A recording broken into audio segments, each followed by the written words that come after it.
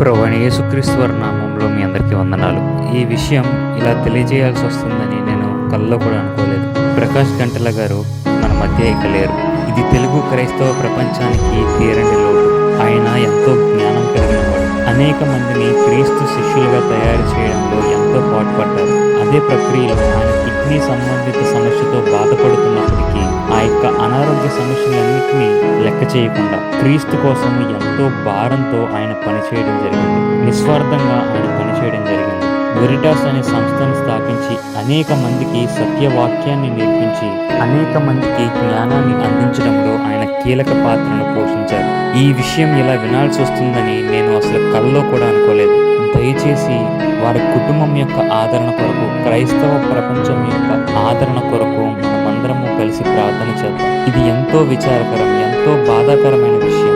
అకస్మాత్తుగా ఆయన అనారోగ్యానికి గురవడం, వెంటనే ఆయన ఎంతో శ్రమకు లోనవడం, ఎంతో బాధకు లోనవడం, చివరిగా అనారోగ్యం మరింత క్షీణించి ప్రమాదకరమైన స్థాయిలో ఐసీయూలో అడ్మిట్ అయిన తర్వాత ఆయన ప్రభువునందు నిద్రించడం జరిగింది.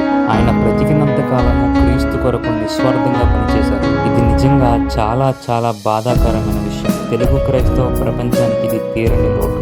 దయచేసి వారి యొక్క పరిచర్యను మనమందరము ఎలా అయితే నిస్వార్థంగా పరిచర్య జరిగించారు, ఆయనను స్ఫూర్తిగా తీసుకుని మనమందరము ఆయన మనకు అందించిన జ్ఞానంతో మనము ప్రపంచానికి క్రీస్తును పరిచయం చేద్దాం. ఆయన ముగించిన ఈ పరిచర్యను మనమందరము కలిసి ముందుకు తీసుకువెళ్దాం. దయచేసి వారి కుటుంబం యొక్క ఆదరణ కొరకు అందరము ప్రార్థన చేద్దాం.